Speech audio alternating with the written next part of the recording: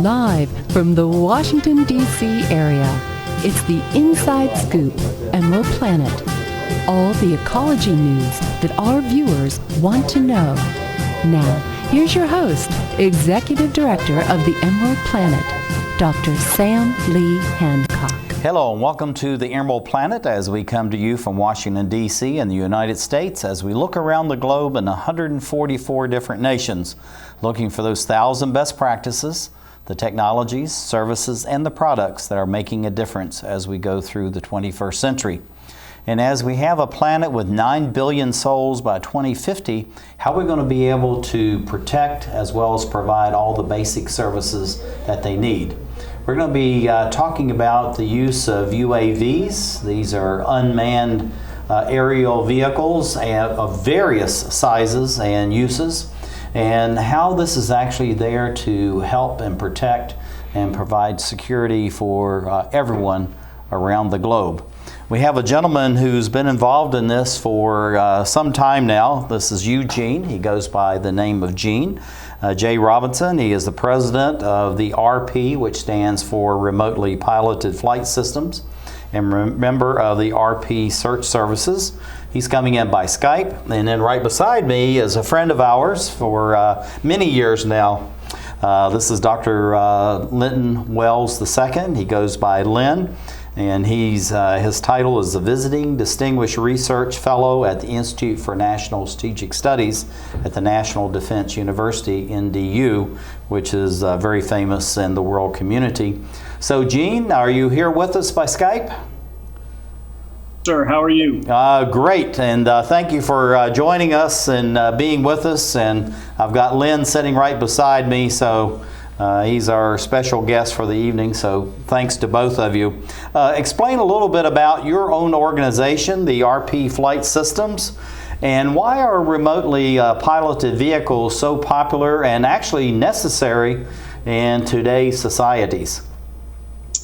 Well, RP Flight Systems was formed around a passion for aviation. Any pilot has that sort of passion, and it was a logical extension for us to move into the unmanned aircraft because we recognized early on a key factor that it was very economical to be able to put together a small aircraft. And we realized very soon after that to be able to use that aircraft for situational awareness, to be able to get the view from above, was a very important and very powerful tool. And we pushed for the positive use of unmanned aircraft since that time, and we'll continue to do so. Well, looking at this is a very specialized aviation field. So what brought you into this to start with? And then how is the approach to using these types of pilotless vehicles, I think they're called, over the years that you've actually been involved, and how do you see that evolving for the years coming up?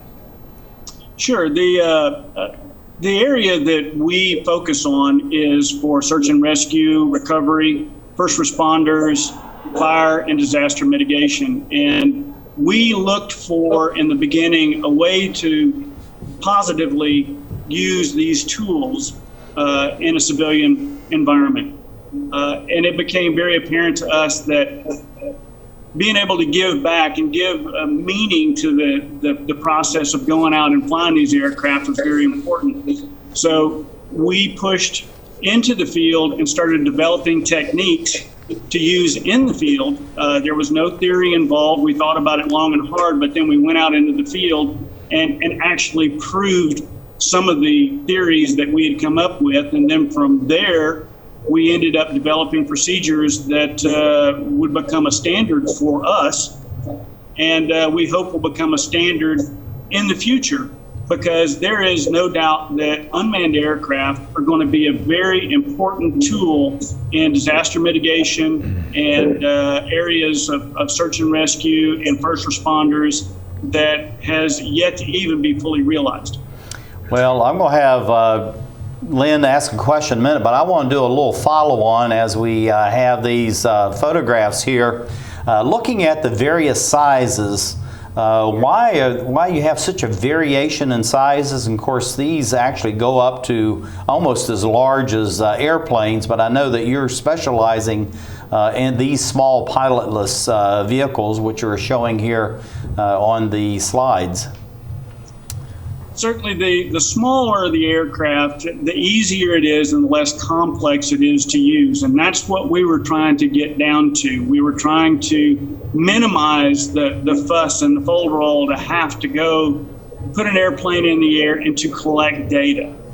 So larger equates to more technical and more complicated. The smaller aircraft tend to be easier to use. They require less support. And it's easier for one or two people to handle and manage one of these systems and be very effective at it in the field. Linton, why don't you take the next question? So, Gene, can anyone just go grab a drone and fly in an emergency or disaster response situation? That's a very good question, Lynn. And you know, on the surface, one would think that once you master your platform, master the aircraft that you want to take into the field, that would be about it. But we have learned that it is very important to know what sort of data you're going to collect, what sort of payload you need to carry. You may need to change a sensor out. Maybe a certain situation requires live streaming video, whereas another situation might require high-resolution digital stills. And then, even more important, many people don't realize that there is an organization to this chaos that seems to go on during a disaster. There is a structure that is established, and you need to know how you fit into that structure so that you can be a help rather than a hindrance. Because we've seen here very recently in the past that a small drone has been put up at a fire or disaster and has been cause for concern from the agencies who were handling the incident. So you need to know how you fit in to that incident. So it's very important to understand that it's not just knowing your aircraft and knowing how well it flies and what conditions it can be in, but it's also knowing what data you can collect effectively, and then whether that data is helpful to the incident and to the people who are trying to control the incident. Looking at, Gene, the what's called a drone, an emergency incident or disaster recovery or notification or information sharing, why do you really want to have this kind of vehicle?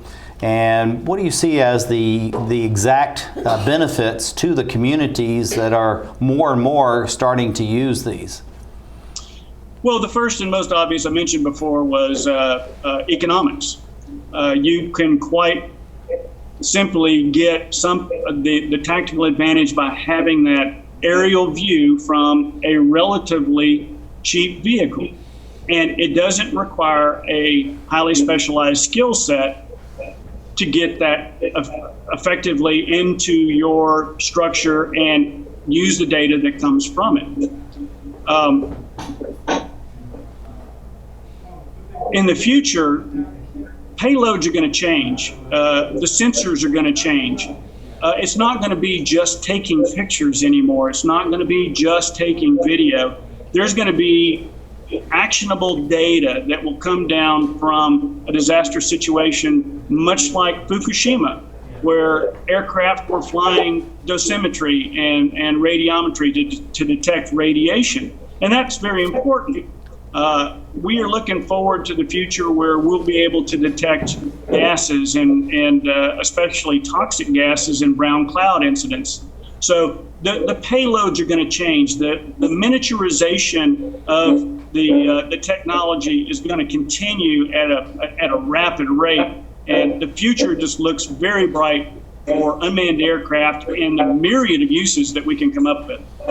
Well, looking at the two different types of drones, one is the what they call the multi-rotor, or like a helicopter, and the other is the fixed wing, which is typically like the aircraft that we know of that are flying around today. What is the difference between these two, and what type of applications that are specialized for the rotor versus the fixed wing?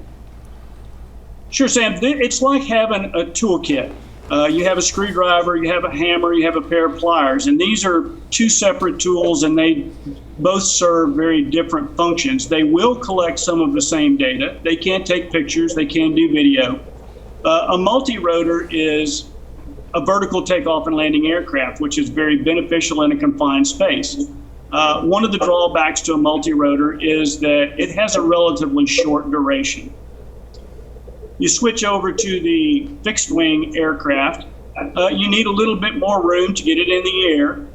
You can carry the same sort of sensors. It will typically cover a lot more ground and stay in the air for a lot longer.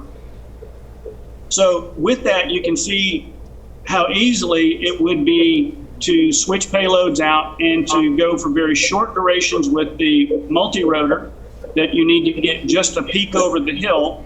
And then the fixed wing would be one where you would need to go a little bit further, a little bit higher, a little bit farther, and still be able to do so easily and cheaply.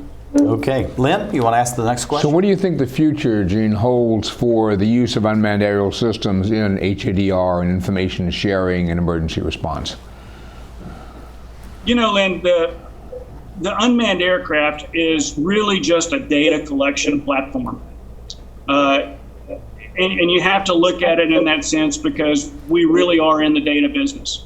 Information sharing is going to be a very important part of unmanned aircraft.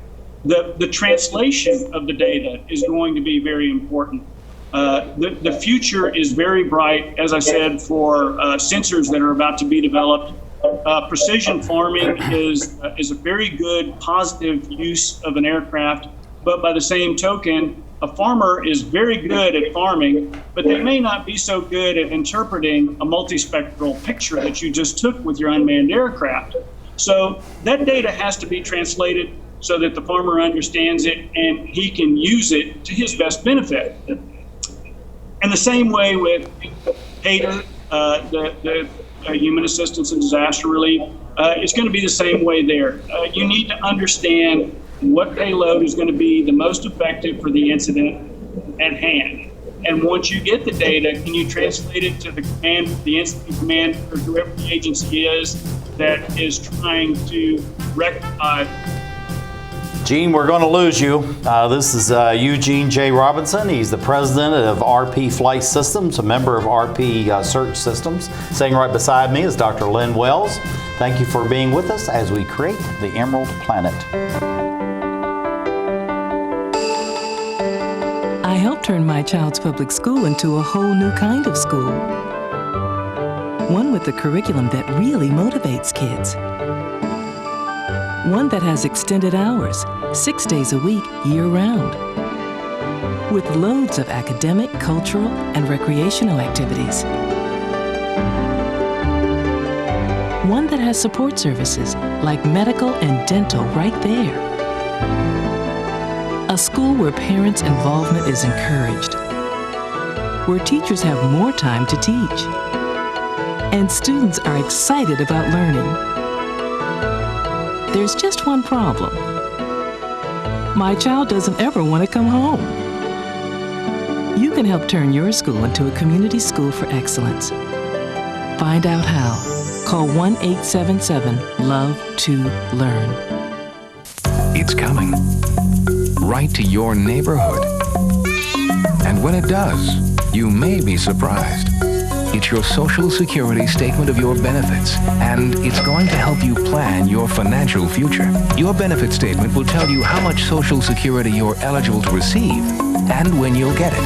Then you'll know how much you need to save for retirement, because that's coming too. The future is in your hands. Choose to save. The toxic fumes from this meth lab are seeping into Jamie's sinus cavity. Ammonia vapors invade her throat. Toxic gases fill her lungs. Jamie's body is deteriorating. And she doesn't even know it. Jamie, dinner. So, who has the drug problem now? Find out how meth affects you at drugfree.org/.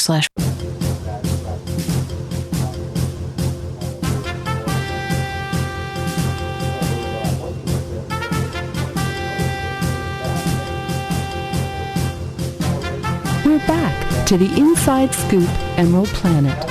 Here again, your host, Dr. Sam. Hello and welcome to the Emerald Planet as we come to you from Washington, D.C. in the United States as we're looking for those 1,000 best practices, what we call the best of the best in technology, services, and products. And of course, the people are making a difference as we move towards 2050. And the reason we're doing that is because we're adding about 2 billion new people to the planet. And at the same time, the planet, regardless of the country or the hemisphere that you're in, is going under dramatic climate change. And so how do we know about what changes are going on? How do we respond? And at the same time, to report these changes to the people that are directly affected.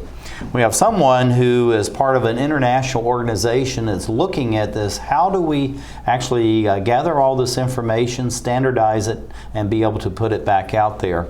Elysa Jones is the chair of the Emergency Management Technical Committee, the Organization for the Advancement of Structured Information Standards. Elysa, that's a very long title that you have there with your organization, but welcome to the Emerald Planet. Thank you. Very glad to be here, Dr. Sam. Glad to have you with us, and sitting right beside me is Dr. Lynn Wells, who is the Distinguished Visiting Research Fellow over at the National Defense University in what's called the Institute for National Strategic Studies. Very important organization, and he's been with us before and will be with us again in the future. But at least welcome to share a little information about your organization. Just give us an overview of your group, what you're doing, and you're with the technical committee. And then we'll just talk about some of the outcomes and the purpose and the various steps that you go through with your organization.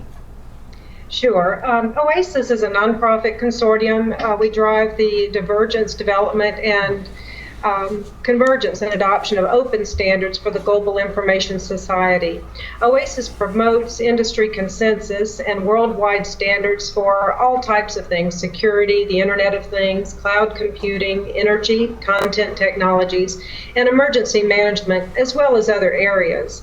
I do chair the Emergency Management Technical Committee. We chose OASIS 10 years ago to bring up the important work of alerting. While with the Board of Trustees for the Partnership for Public Warning, we determined that we needed a du jour standards body for this important work. We needed a body where the standards would be free. They were using an open consensus format, which OASIS does. And of course, the standards needed to be international. So that's the reason we chose OASIS at the time.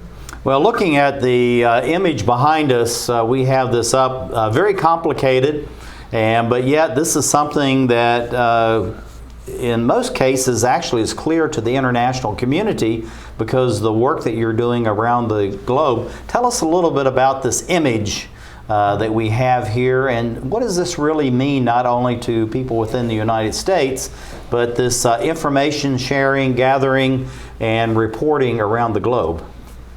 Right. It's so very important to have data being able, as we've said before, data is a critical element. We have to be able to share this information across different areas. So alerting was our first standard, the Common Alerting Protocol, which was completed in 2004 and accepted as an International Telecom Union recommendation in 2006. On the bottom right, you see alerting, and the critical information there is that CAP contains all of the information important for an alert in a very complete way, and in a way that software systems can both read and write that data in the same way, so that it can be used to activate all types of alerting devices. So that is CAP, and was our first flagship standard. Now, over the years, there's several others that you see depicted there. A bit of a busy graphic, but it does show that the resource messaging standard that we have developed can be used to request and respond to requests for resources to be deployed on incident. We also have the hospital availability standard, which allows for the emergency medical folks that are bringing patients in to know whether the facilities that they're taking the patients to actually have the resources needed. Are there enough burn beds, for example, for this large-scale event in a particular place? You need to know that before you load the patients up and start taking them. So this very simple hospital availability standard does that. In the middle there, you see a tracking of emergency patient standard. Again, a very basic data standard, but it allows us to be able to encapsulate the information for the person from the first encounter through perhaps a field hospital, all the way to a final care facility. And by doing that, we can automatically populate the records in the final care facility. And that's just so critically important and saves very much time. Well, looking at the work you're doing with OASIS, it's critically important. Of course, it is global, and you have a worldwide reach, which is important. As they say, within 24 hours, any type of virus or pathogen can be anywhere on the planet, so it's very important that we can be able to respond almost instantly. Tell us a little bit about the International Association of Emergency Managers, the IAEM, which actually works in consultation and collaboration with OASIS. Yes, I do chair that Standards and Practices Committee at IAM as well. And I guess I'm a bit of a node there. I bring these communities together because traditionally emergency managers are dealing with situations.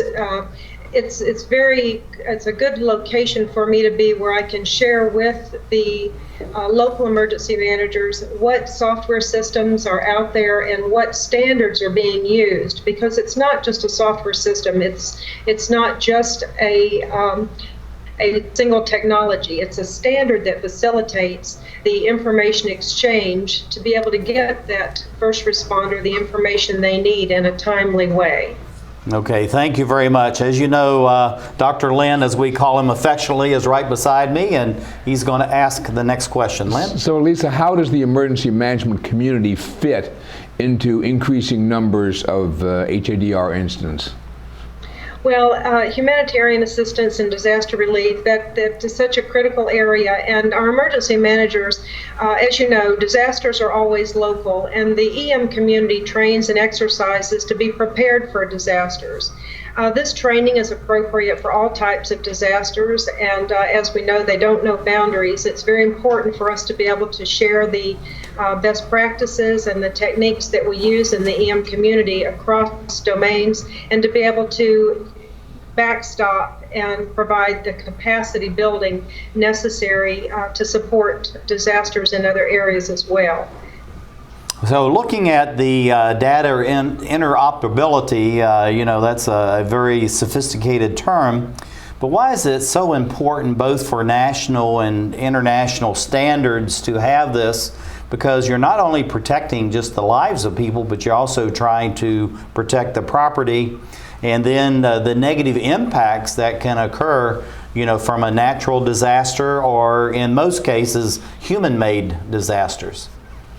Right, and the data interoperability really speaks to the issue of sharing meaningful information between and among software applications and systems.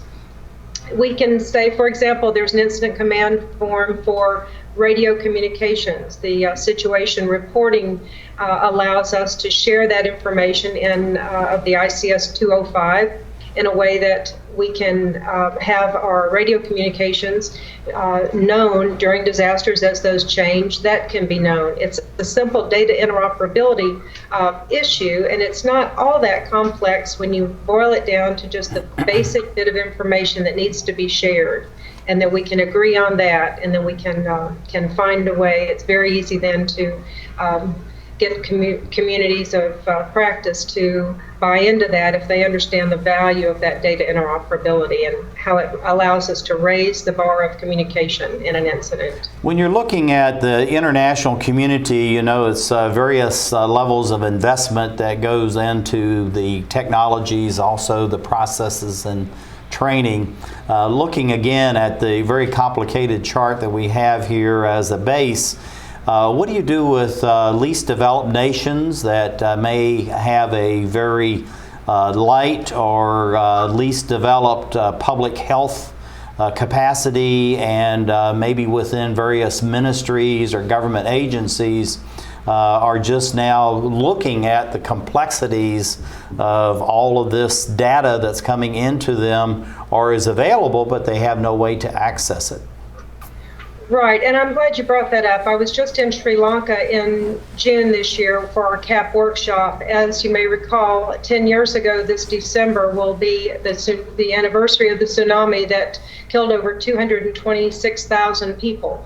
In that incident, the buoys knew the wave was coming, the satellites knew the wave was coming. We had no way to get the information to the people on the ground. Sri Lanka alone lost 35,000 people. Over the past 10 years now, there has been a disaster office stood up. They have embraced the Common Alerting Protocol as a way to get information out. They have established some ways to do that and had made some very good progress just in the years right beyond that. It's very nice that these open data standards are free. They can be used throughout the world with very little extra effort. We found that the Sahana Foundation worked very closely in Sri Lanka with folks. We had 22 different countries in that whole area of Indonesia, Jakarta, and East Africa as well that attended, and they're able to use this data standard in some very powerful ways. So we have high hopes that this will be several of these standards that we've developed will be able to piggyback on that good success we've had with CAP around the world.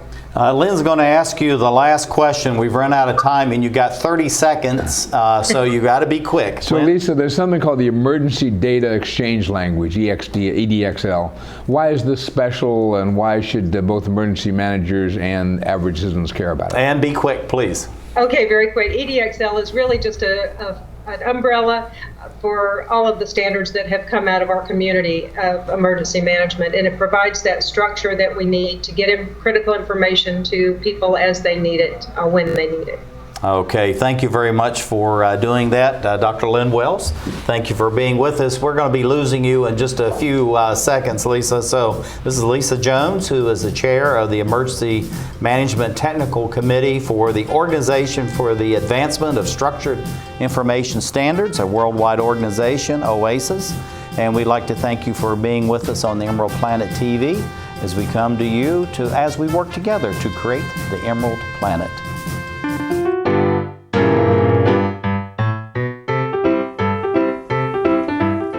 Just books at the library.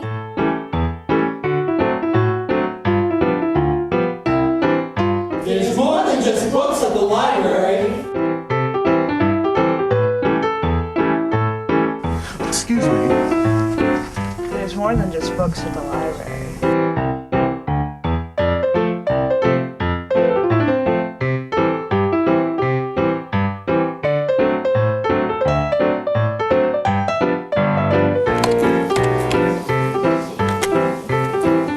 Il y a plus que de livres à la bibliothèque. Hello. You have a lot of great books here today. You know there's more than just books at the library. I know. There's more than just books at the library. I don't want to be hooked to a machine. I want all the medical treatment available to me. I wouldn't want my family to have to make this decision. My doctor knows what's best for me. An advance directive is your life on your terms. Talk with your family. Decide what's right for you. Then put it in writing. Documenting my wishes today means my family won't have to make heart-wrenching decisions later. To learn more, visit www.putitinwriting.org. 1,200 American youth run away from their homes every day. The National Runaway Switchboard is here to help. 1-800-RUNAWAY. If you are a runaway, thinking about running away from home, or a parent or guardian concerned about issues facing your child, call us 24 hours a day. 1-800-RUNAWAY. In times of crisis, hope is just a phone call away. 1-800.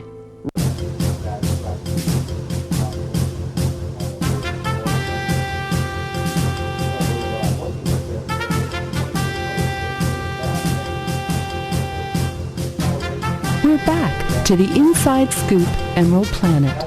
Here again, your host, Dr. Sam. Hello and welcome to the Emerald Planet TV. We come to you on a weekly basis from Washington, D.C. in the United States. And we're looking around the globe that's going to have about 9 billion people by 2050. And it's estimated it could be as many as 12 to 13 billion people on the planet by the end of the 21st century. And so how do we provide the information as well as all the basic infrastructure that's needed to make critical decisions in real time for all these new people who are going to be joining us, at the same time to provide increased food, fuel, and fiber and infrastructure for those that are already here at this time. And we have a gentleman that's joining us, and I have one sitting right beside me, Dr. Lynn Wells, who is a distinguished visiting research fellow at National Defense University and the Institute for National Strategic Studies. And then also Todd Cline, who's coming in by Skype. He's a director of Host Nation Perspectives, a very interesting organization. Also, he is a member of the Overseas Security Advisory Council. And Todd, welcome to the Emerald Planet TV. I think we got to get your audio on there, Todd. Let's try that again. Welcome to Emerald Planet TV. Okay. I said we appreciate you having us. Thank you. Okay, thank you. There you are. We got your voice. So anyway, welcome to the Emerald Planet TV. And I was really interested to go to your website, this Host Nation Perspectives. You guys are doing a lot of interesting work in many far-flung nations. Tell us a little bit about your organization, and then also this Overseas Security Advisory Council. What is that all about?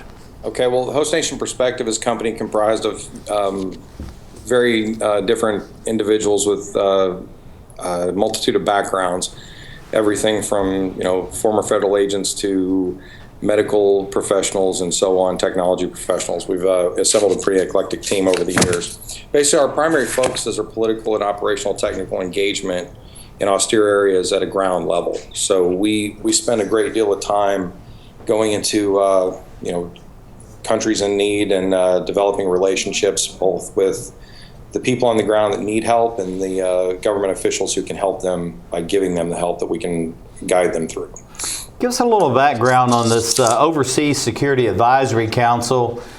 Something I've heard about, was not that familiar with, but I understand it works with the United States Department of State, which is a very high level within the government. How does that work, and where are you actually serving to provide those types of services? Okay, well, OSAC is actually a committee that is sponsored and hosted by State Department abroad. So you'll find them in basically every country that there's a consulate or embassy in. And then if there's not one there, there's a collateral nation next door that looks at the security advisory for that area. We've been a member of OSAC for years. And having worked with State Department and federal agencies abroad, we're very aware of their initiatives to basically join organizations that don't fall under the normal government operational aspect. So the NGO community, your not-for-profits, your educational environment, your medical environment, everyone who's working abroad of their own volition basically falls into an OSAC connection of some type. The council itself is derived of leadership from every one of those organizations and is spearheaded through the organization at Maine State in Washington, D.C.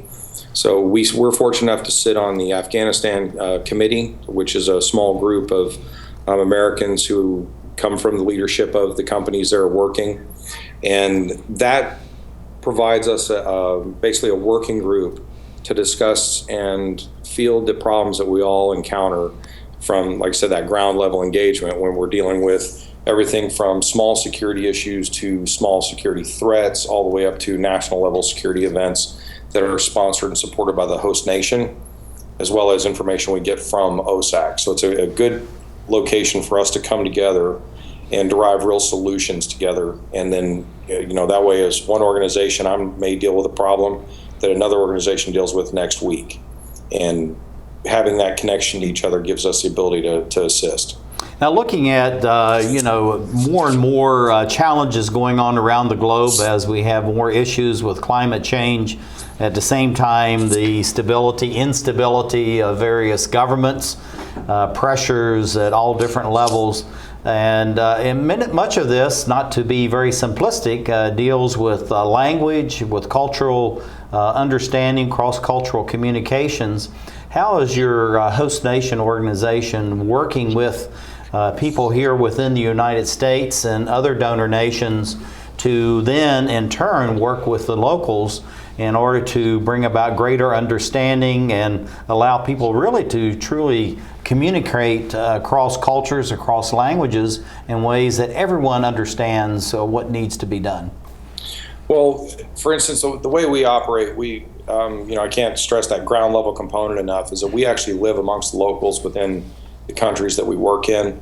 At the same time, we have parallel leadership of the countries that are giving us the top-down support that we need. So what we find that we have is, with the fact that we get the ground level cultural engagement, break the language barriers by learning the language, not so much from a formal aspect, but learning it at a street level. We do formal language training with our personnel, but additionally we engage at a lower level to where a multitude of dialects come together. We begin to learn those people and how they talk. And then more importantly, you learn what's important to them at a street level. For lack of a better term, not to throw too much military stuff towards this thing, but if you look at the counterinsurgency model as we've known it as a whole, it has, in my opinion, failed on many levels, and I think there's probably a lot of people that agree with that. But those failures were more catastrophic because of the hearts and minds concept, when really, if you look at the hearts and the people, and to coin my term, is hearts and moms. If you get down there at street level and you find out what's important to mom, how does she keep her kids healthy, clean water, clean food, and just the basic medical necessities that most of them are not aware of. And if you engage at that lower level, then you can find out what you need to advise the government higher up as to what they should provide to their people. And that cultural connection we have with them really gives us an upper hand and an advantage to assisting them with real tangible assets that we can push down.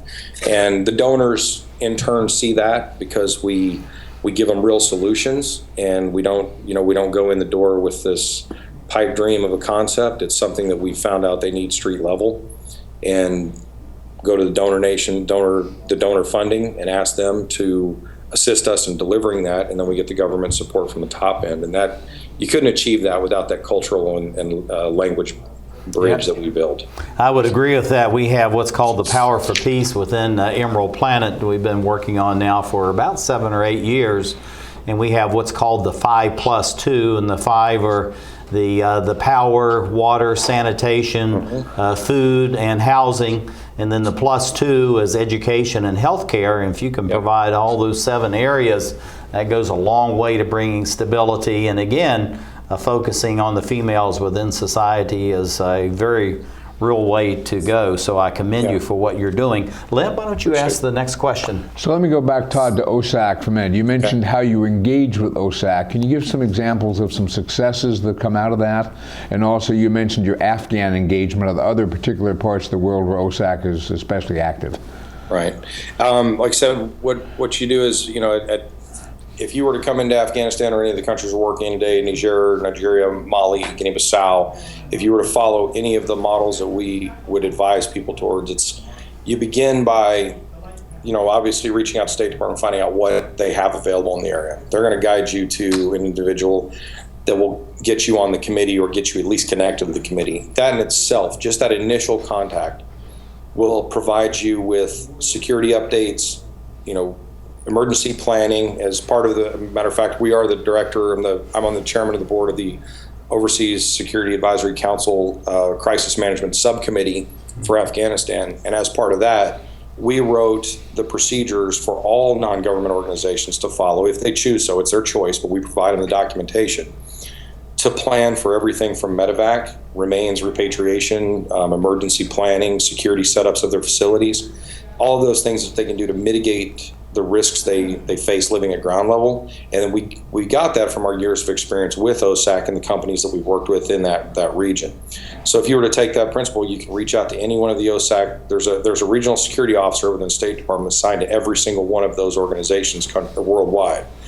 And if you reach out to them, they will provide you with a basis of information that you can begin to interact with your counterparts, your private sector counterparts within the region, find out what problems they've dealt with, find out what their successes were.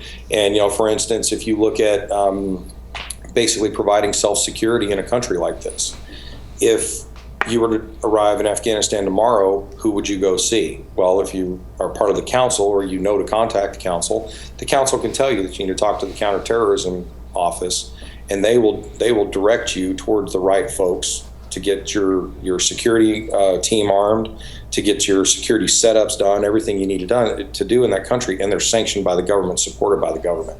So you're out there working within the host nation's desire and direction. I think that's really a good understanding. And taking it on the civilian humanitarian side of all this, I know that it sounds like you're very well engaged in capacity building for the leadership, not only within the donor nations, but also with the in-country, yes, such as Afghanistan. But looking at language skills, cultural understanding, and then going to project management, the supply side of all this, how do you actually provide the training for them, and how intense is that training? And this needs to be very quick. We got about 1 minute. Okay. The day-to-day interaction with our host nation counterparts is basically, they say in Afghanistan, shona b'shona, which means shoulder to shoulder. Basically, the fact that we're there with them side by side, we're teaching them modern technology, we're teaching them project management principles.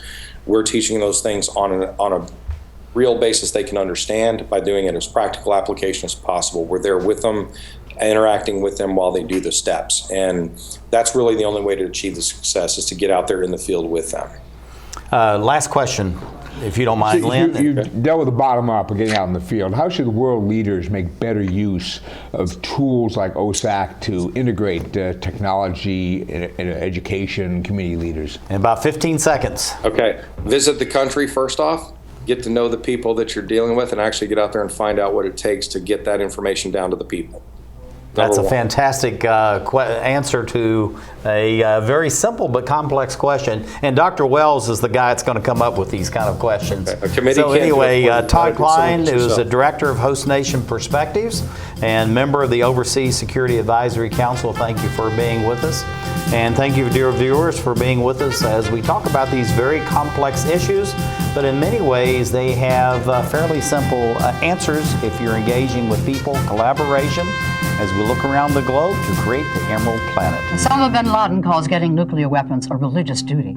Today, materials that can be used to make nuclear weapons are stored in more than 40 countries. Sometimes protected by just a chain-link fence. Yet not enough is being done to lock down these materials before terrorists steal them. Why did we learn all this? My mother. My son. My sister-in-law. Were all murdered September 11th. Help protect America. Together we can. Please join us. The stem cell issue is being debated throughout the country. Truth is, most everyone has an opinion, even if they don't know the facts. Let's stop arguing and start really understanding the potential of stem cell research. For us and for millions of Americans living with disabilities, get the facts. Call 1-877-842-3442 for free information from the Stem Cell Research Foundation. That's 1-877-842-3442. Following the tragic events of September 11th, there have been hundreds of violent attacks against innocent Americans. Remember what that flag you're waving stands for. Remember, please stop the hate. We're stronger when we are united. Remember what that flag you're waving stands for. One nation, under God. Indivisible. With liberty. And justice. For all. In America, there's either room for everyone, or it's not America. Don't pick the wrong fight. Let's keep America land of the free. Stop the hate. Planning a home renovation? Put this at the top of your to-do list. Because after 10 years, none of you are protected against tetanus and another potentially fatal disease, diphtheria. A minor injury, such as a cut or a scrape, can put you at risk for a tetanus infection. And while safety gear offers some protection, an up-to-date vaccination called the TD booster is the best insurance against tetanus. So get the TD booster. If it's been 10, do it again.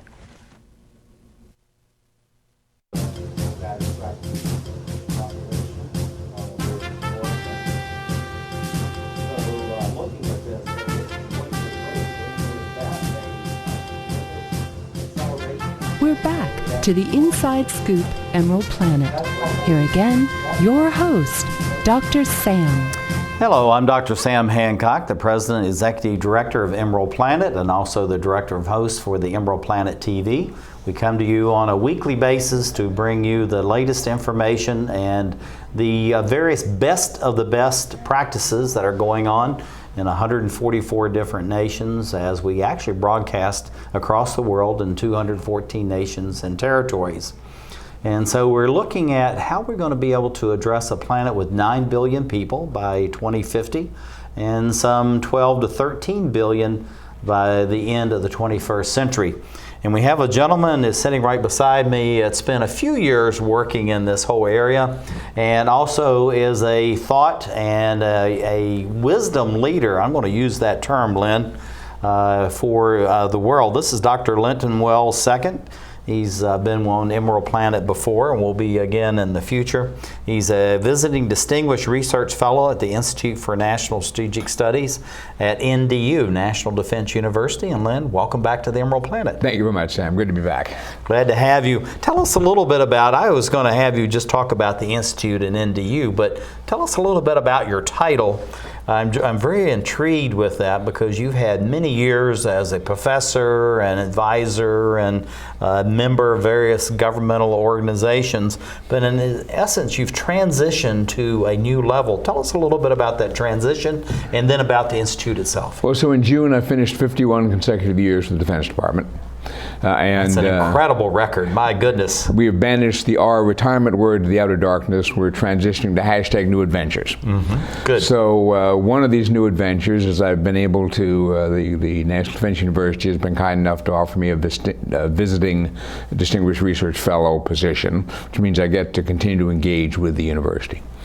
Within the Institute for National Strategic Studies, which does strategic study support for the Secretary of Defense, the Chairman of the Joint Chiefs of Staff, Unified Combatant Commands, but also supports the academic programs at the university.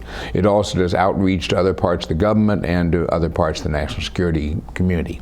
Now within that is the Center for Technology and National Security Policy, which I used to head, and that runs the TIDES program on sustainable support to populations under stress, which we'll be talking more about later on. Yeah, I think it's just incredible the work that you've done, and think of 51 continuous years. That gets to be a long time. My goodness, that's incredible. But let's go down to kind of the ground level of all this situational awareness. This is something that you've been about for a long time. And how is that, what is it, for one thing, because usually most people never define their terms. They just use it, throw it out. But then how is it so important to this balance between environmental and economic development at the community level and then, of course, within nation states around the globe, many of these at risk, which are the ones that you specialize in? And so we've been talking here on this program about unmanned systems as well as information sharing. And the situational awareness combines those two. In essence, the ability of a network which allows information to be shared allows people to develop a shared understanding of what's going on, sense making, if you will. And that's a mix of sensors, some of which can be from space, some can be from aerial vehicles, some from unmanned vehicles, but increasingly now we have each citizen as a sensor with your cell phone and things like that. And the communications channels used to be just kind of radios, but now again you've got cell phones, you've got the internet. So the question is, how do you make sense out of this enormous amount of information that's now out there, whether it's for development, whether it's for emergency response, whether it's for post-war disaster, post-disaster relief. Yeah, looking at these unmanned aircraft systems or UAVs and SAs for disaster recovery, but also more than just the recovery, it's the pre-planning before anything actually happens. I think that's where you really specialized over this years. So people are thinking about it, they're planning for it, they're doing things about it before it ever happens. So in a place, say, like the Congo or Somalia or Afghanistan, how does all this fit together so that really people are prepared before the disaster really strikes? So one of the key things, the technology is never enough. The first thing you have to do is establish the social relationships and build the trust. And the worst time to do that is after the disaster's occurred. So how do you get out ahead of the problem? Second of all, you need to understand what the policy is and make sure the people in the field understand what that policy is. You need to understand the legal and the regulatory concerns. How do you get things to customs? Where does the money come from? But really importantly, no lesson is ever learned until behavior changes. You can observe a lesson, you come back next year and re-observe the lesson, come back next year and re-observe the same lesson. So how do you change behavior through training and exercises and education incentives to cause people to do things differently? I think that's one of the key challenges. Yeah, looking at these small UAVs or these UASs, and people think these are really the answer to everything, but you're talking about the multiplicity as far as communication channels and the cell phone as an example, and of course all the other tools, like the iPads and PCs and all that. How do we tie all this together, as you were saying, so it actually makes sense, and then it goes back into where people can actually make decisions, but again, before there really is a disaster, we're responding to something that's already happened so that we can do it so it's a gradual process. Well, so we need to think through the volume and velocity of information that's being generated by the combination of these proliferation of sensors, of social media, of 24/7 news cycle. And one of the key pieces, how do we attune our decision makers, whether they're national or local or NGOs, to deal with this volume and velocity. I mean, the slide shows some number of the different kind of platforms are out there, but this is only a small fraction. On the other hand, it's really important because you're going to be getting more and more citizen reporting and all this. And how do you get the decision makers to accept those non-traditional partners? We're used to working with the military command center or with the USAID command center or whatever. But when someone comes in with critical information from Skype or Twitter or SMS texting, how do you fold that into the decision process? And that's going to be really critical. Yeah, looking at these, the information technology and involving people, so this becomes a massive collaboration. Mm-hmm. And when you have people on the ground, they're really seeing things that no matter, if you're at 66,000 feet where you have some of these observation platforms or even a few miles, people in the community, they already know the community, they sense what's going on around them, and then how do they actually be able to report this out and have people take them seriously instead of the fact, oh, this is somebody that's being pesky, they're from the local community, what do they know, we know everything. How do we overcome that? Well, this sort of goes back to the point that Todd made in the last segment about getting knowledge on the ground, understanding what's happening, be able to communicate, understanding the culture.